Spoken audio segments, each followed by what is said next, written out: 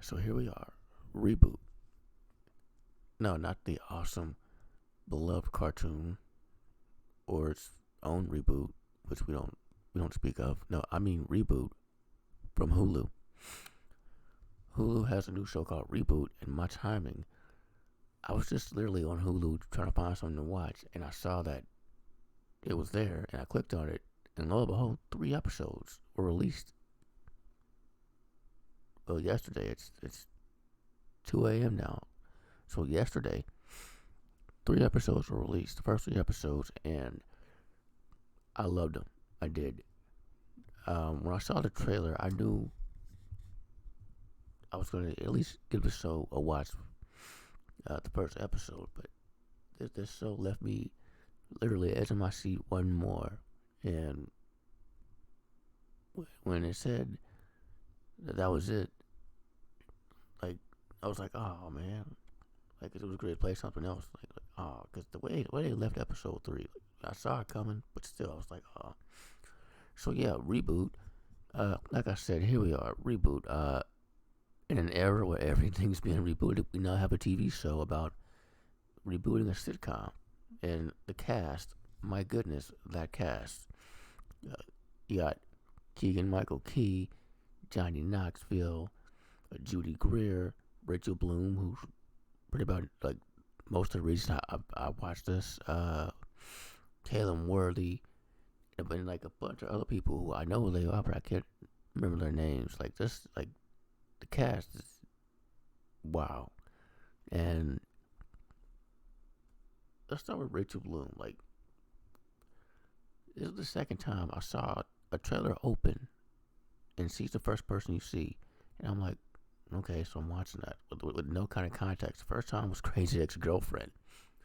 Literally, I saw her in the first scene of the trailer, and I was like, she's pretty cute. I'll watch that show.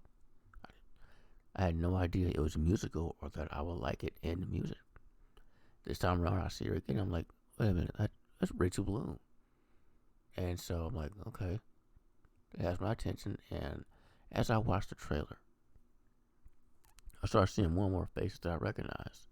I'm like Judy Greer, I love her too. I'm like, yeah, Johnny Knoxville, yeah, this is great. So the show is finally out, and holy crap! So what it's about? It's about a sitcom from 20 years ago being rebooted. The behind the scenes, how that is, and it's from, as you can see, one of the co-creators of Modern Family, which does show.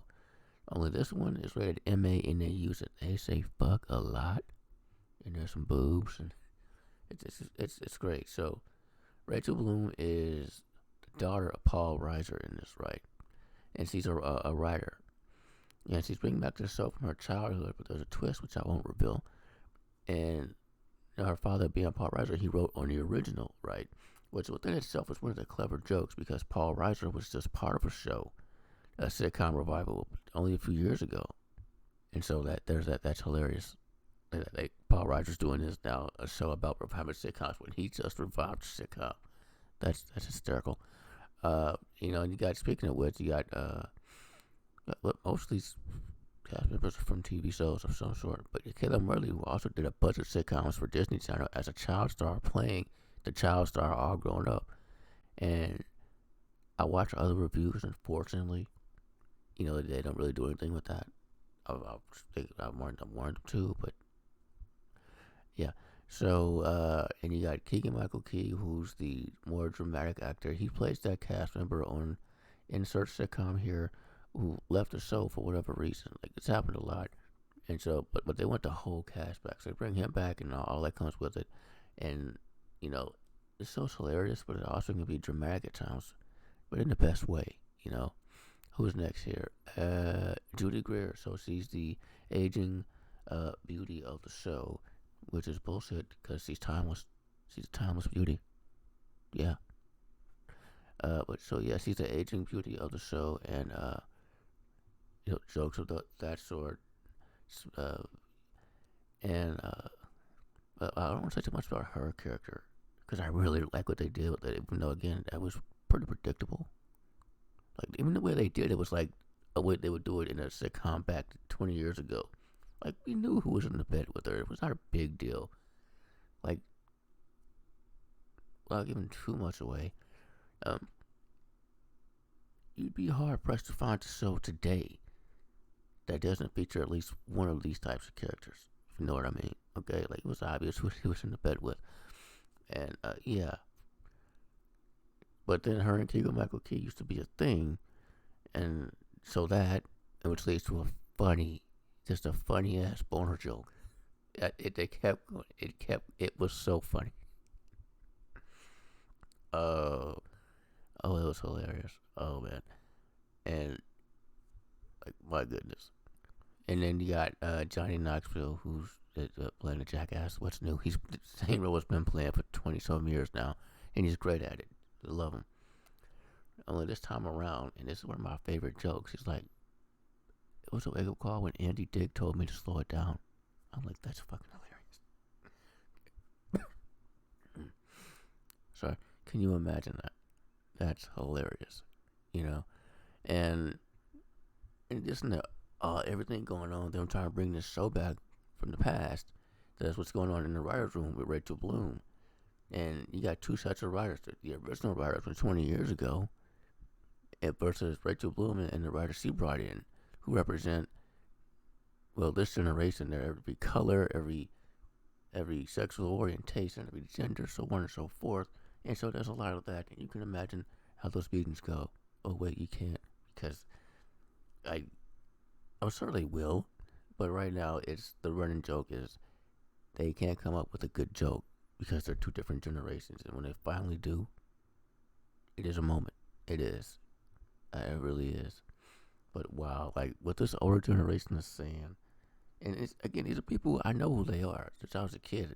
I just can't remember their names. I'm like, wow, and wow, did she just make that kind of joke? I'm like, damn, you were a teacher when I was a kid. What?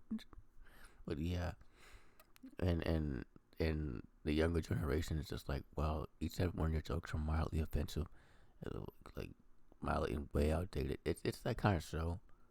You know, that's the dynamic in the writing room, and I understand a lot of people like that aspect of the show. It's great. I like the aspect of the show where we follow the actors and them coming back to this role after all these years, and you know, discussing where they've been or how we say haven't been in the last 2 decades. You know, that's what I like. Like Judy Greer became a duchess. Like Kathy Ireland, like she was an actress, and then she married a prince and became royalty somewhere. So you know, there's yeah. Uh, you got Lisa Ray. What is she briefly married to some prince? So like, you know, the stuff they're pulling from. You know, this is really great. And, like my favorite story is actually the Johnny Knoxville story where he's I'll say it like he said it. He's fucking killing Willie's mother. That's my favorite story. Because that's not at all how that would go. At all. Like he broke all kinds of rules. And I'm pretty sure she broke some laws, but they're having a good time. They're two consenting adults having a good time. And wow. Like I like the whole thing between Johnny Knoxville and Caleb Worthy because he plays the father of Caleb Worthy. But I could have sworn he makes more sense. But yeah, he plays the father of Caleb Worthy's character on the show they're trying to reboot, and he starts fucking his mother, as he would say. And Caleb Worthy's like, oh good, my TV father is with my actual mother, and Johnny Knoxville's like, oh shit, because he doesn't want, you know, a relationship or anything like that. Like at first he didn't want to touch her. You know, he was doing a favor for Caleb Worthy. You know, because his mother